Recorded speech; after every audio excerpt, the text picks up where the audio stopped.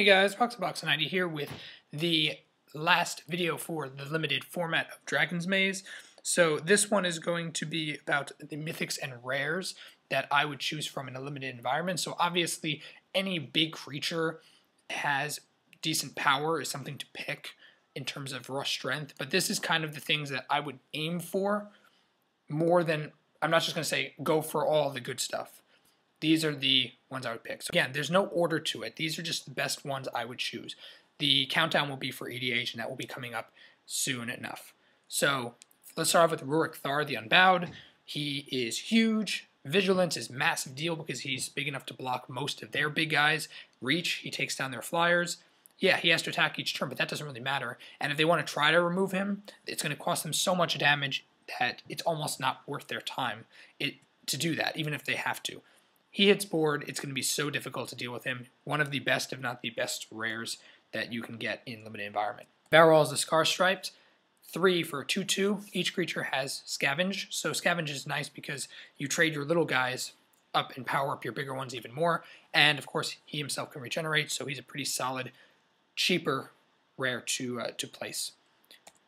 Master of Cruelties, I guess I didn't put the Mythics in order, but whatever. Master of Cruelties is a huge deal in this environment. He's a 1/4 first strike death touch. He can only attack alone, but come on, he hits field. What are you going to want to attack with? He does, if he gets through unblocked, he does more damage than most creatures you can field.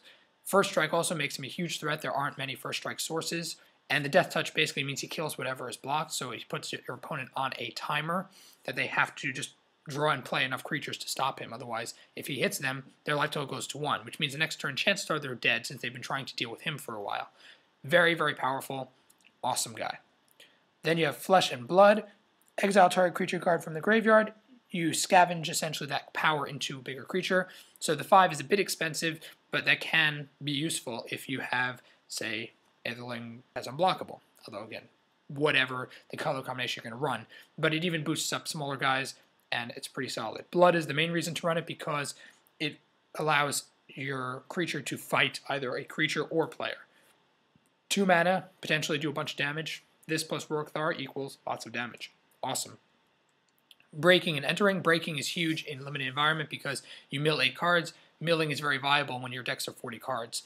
So getting rid of 8 for 2, pretty solid. And of course, Entering, you get to steal a creature with haste, so you steal their big dude, or your big dude. So yeah, it's 6 mana, but you swing in, huge, awesome, awesome, powerful card. Both sides are useful. Catch and Release. Release is not as important, but again, if they have one huge creature that you need to deal with, forces sacrifice. Pretty good. Catch, of course, is fantastic because it can steal Planeswalker, can steal powerful creature, can steal basically anything you need. Very viably costed, very good. Lavinia the 10th is a massive detain spell, and the protection from red doesn't really matter so much, but given that a lot of removal in the set is red, that's pretty solid. 4 for body for 5 is totally worthwhile, and it detains each non-land permanent, 4 or less. That's a lot of stuff in the format, especially with limited, where the games are, the cards themselves are on the lower end of costing. Very, very powerful card.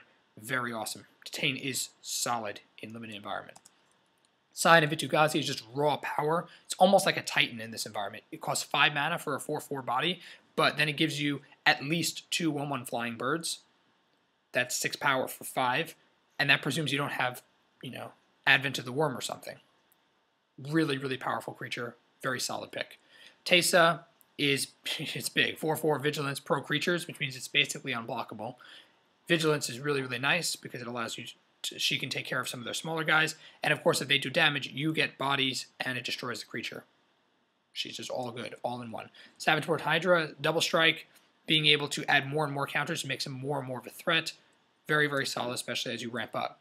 Exava, first strike and haste, 3/3 unleash. So she is just raw power. She lands, first strike, haste, unleash, which chances are you're going to unleash her. 4/4 first strike, haste for 4. That gives your other unleashed creatures haste. She's really solid. Ral Zarek, I don't think anyone has to make a statement. He's a Planeswalker. He's a good Planeswalker, which means he's freaking awesome. Blood Scrivener, you run out of cards, draws you cards.